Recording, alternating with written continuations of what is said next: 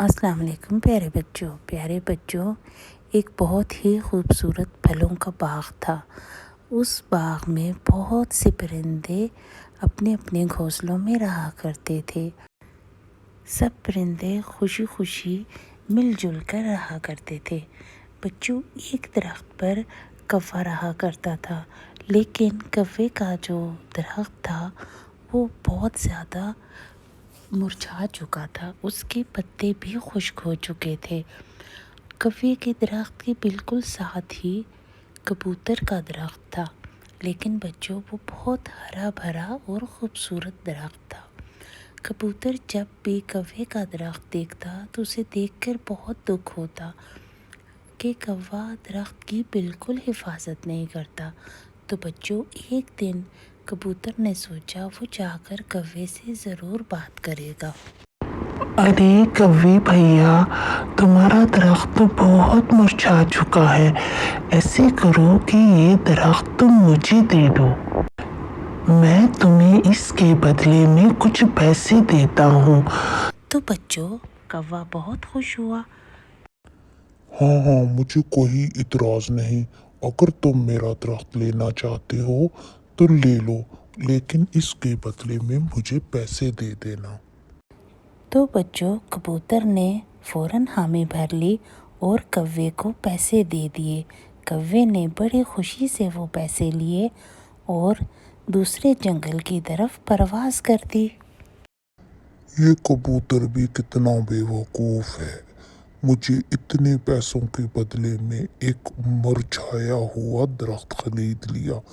چلو، مجھے اس سے کیا، میرے تو مزے بن گئے نا۔ تو بچوں، کبوتر نے آج سے ہی بہت محنت کرنی شروع کر دی۔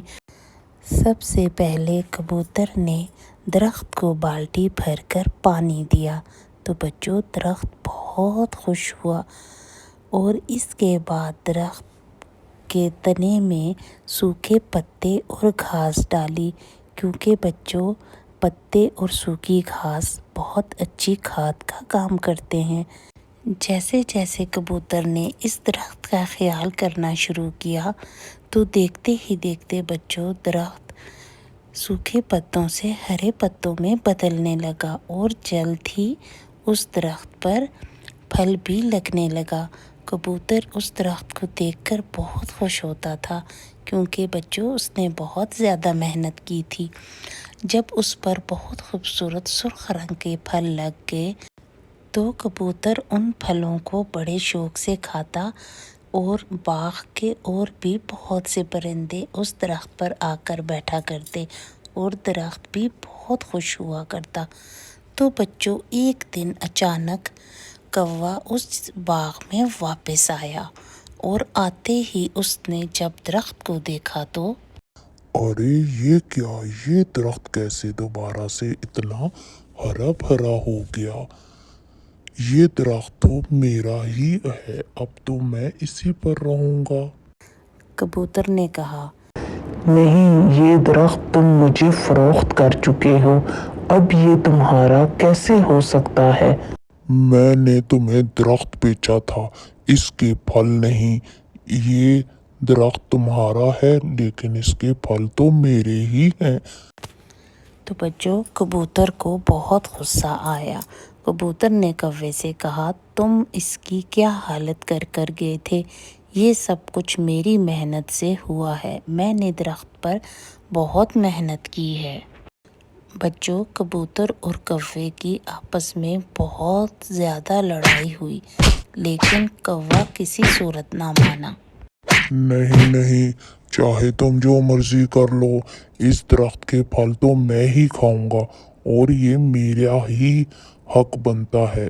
آخر کوا اس درخت پر جا کر بیٹھ گیا اور اس کے پھل کھانے لگا، لیکن درخت کو بہت ہی زیادہ غصہ آیا۔ درخت نے زور زور سے ہلنا شروع کر دیا اور کوا زور سے زمین پر آ کر گرا۔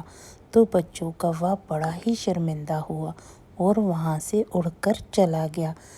تو بچوں اس درخت پر سب پرندوں نے مل کر اس کا پھل کھایا اور بڑی ہی خوشی سے ایک دوسرے کے ساتھ اتفاق سے رہنے لگے۔